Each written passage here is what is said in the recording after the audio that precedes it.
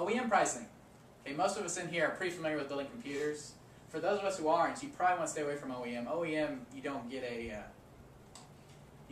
any technical support from Microsoft from.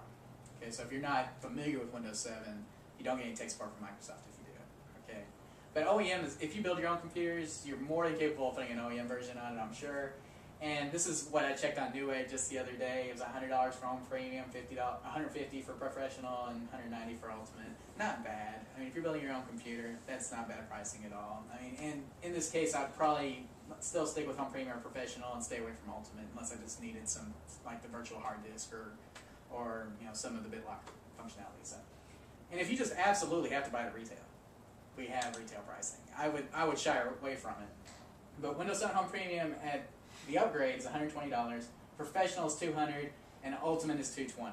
And those are all for the upgrade versions. If you want the full versions, it's astronomical. But you can do a clean install from an upgrade version. Keep that in mind. But if you just absolutely want to buy it at retail, you can. If you want to run into the store right now after we do this presentation because you love it so much and grab you a copy, you can do that. I don't recommend it, but you can do it. Okay, so here's like my pro tip. Clean install from an upgrade. Okay, this is kind of a secret. Okay, the first method was in Vista. Okay, the exact same way Vista did it. Okay, you can do a clean install of Windows 7 and then upgrade it. Okay, so basically what you do is you go through the process, do a clean install of Windows 7. When it prompts you for your key, don't put it in. Just go through it. Okay, then when you have Windows 7 up, install the upgrade. Okay, like stick your upgrade disk back in there, install the upgrade from within Windows 7, upgrade it, it'll let you put your key in. Okay, pretty slick. That was in Windows Vista too. Okay, this is not my preferred method, but that's the way I did it when I installed it on this one. Okay, so I didn't know about method number 2 when I did it though, and method number 2 is not for the faint of heart. If you're not the kind of guy who likes going into the registry, you better stay away from method 2 because that's what it requires. Okay, you're going to do the exact same thing you did in method 1. Clean install of Windows 7. Do not enter your key. Okay, you're going to do the exact same thing. Now here's the thing: when you don't enter your key, it gives you like a 30-day trial period. Okay, to get your key. Your upgrade key will not work in that environment, which is why we have these workarounds here. So once Windows 7 comes up, you got it all installed without the key. It's kind of in demo mode. You're going to go to your registry, okay? If you don't know how to do that, don't even try it. Okay, and you're going to go to this key right here, okay? Which again, this will be all up on the website. Don't copy it down now. I don't know. But there's going to be a value in there that's media boot install. Okay, you're going to change that from 1 to a 0. Okay. Then what you're going to do is you're going to do your command line. Again, if you don't know how to do this, stay away from it. But you're going to type the slmgr /rearm. Okay? When you do that, it'll reboot the computer, and when it comes back up, your key will work.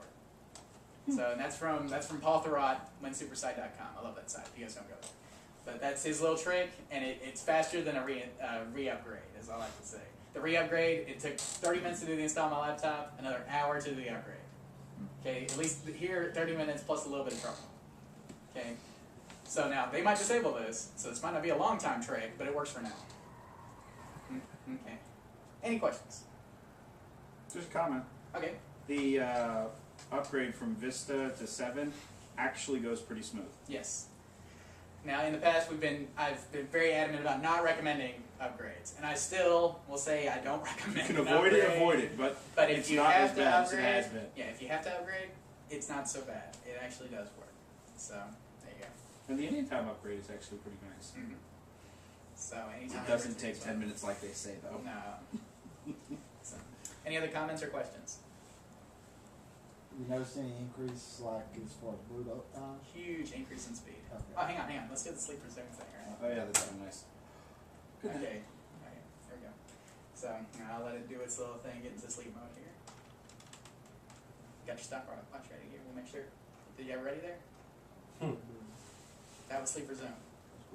Yeah. That's it right there. Now I have mine to where it wants to prompt for a password again. So, I would too on the laptop. but there you go. I mean, that's sleep resume. Isn't that amazing? Yeah, give it up for Microsoft right there. That's Exactly. incredible. So, any other comments, questions? Did you guys get all the free stuff? We had some. I know you got the bags. I have some other stuff up here too, if you guys want it. How many people are planning on building a new computer and doing Windows 7? Good. Oh, 32 and 64. I forgot to mention the 32 and 64. Me and my friend David at work, we both run the RC. I run the 32-bit. He ran the 64-bit, and he said the majority of applications work on 64.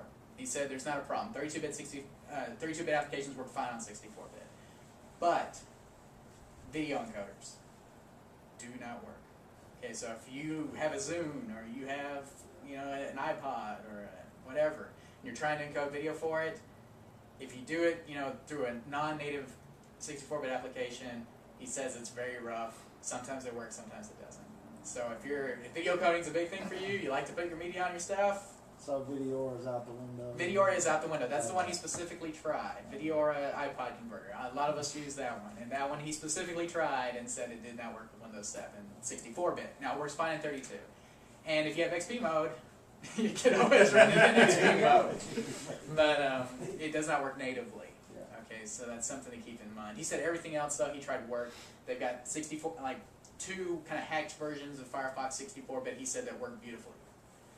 But he says Internet Explorer is still faster in 64-bit. It comes natively installed as 64-bit and it's fast, he said. I have been pretty impressed with IE8. Yeah. So, so take your risk with 64-bit. I can tell you for sure that video encoding is the one issue that we found, but I can't tell you anything else. He said everything else that he tried worked. He said Office worked, regardless of what version. He said 2000 even worked. He had no problem installing on 64-bit, but you have to be careful. So if you do video encoding, there's going to be video encoders out there eventually that'll get it. The problem with video encoding is that it relies a lot on third-party applications. Even like Videora FFmpeg is what he uses, and so FFmpeg has to run in a 64-bit environment. If it doesn't work. So that's just something to keep in mind. So trying to think of what else I did not cover or forgot to. I know Matt said he's planning on building a new computer just for Windows 7. He sent me some part list, and they looked incredible. If you have something with Vista now on it, okay, if you have something with Vista, I would recommend the upgrade. Okay, go ahead and upgrade it. Now, if you have something with XP on it, that's a different issue.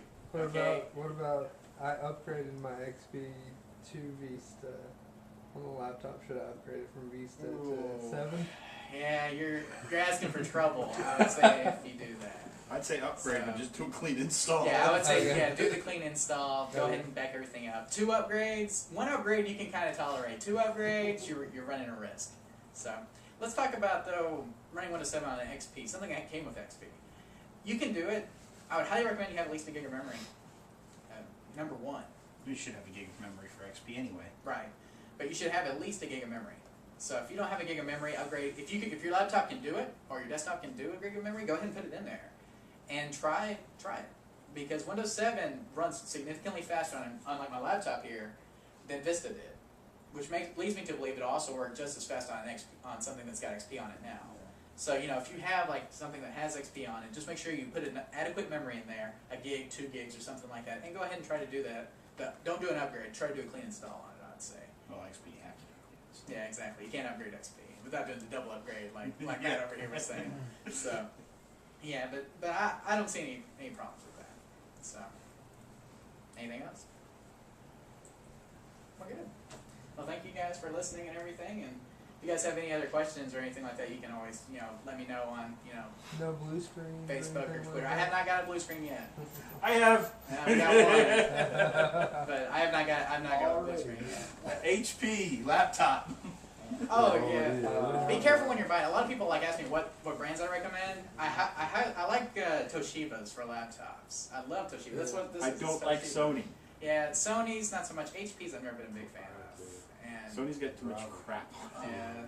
Now there is something I will recommend. Have you guys ever heard of PC Decrapifier? You guys ever heard of that application? That is a great application. I bet you have. But HPs are nice once you Yeah. take all the HP stuff off them, which you Yeah. can. That's the nice thing about the HPs. Decrapifier Oh, removes yeah. all. Uninstalls. Yeah, it Yeah. uninstalls everything that you don't need. So, which is basically what they do when they do a $30 install. They won't take that. It's a little bit different. Of But course, if any of you guys are That's geeks or right. geek squad, then we've got problems. again, I'd like to thank David for letting us be here tonight and everything like that. And I think our presentation's done. So thank you guys a lot for coming and getting free bags. I still have some free bags if you don't have one of those. But I highly encourage all of y'all to try out 7. Mess with it. I might even leave my laptop here if you guys want to mess with it because I'm going to do clean and install it again anyway. I have a feeling. So I don't want all that Windows Essentials stuff on there. So okay.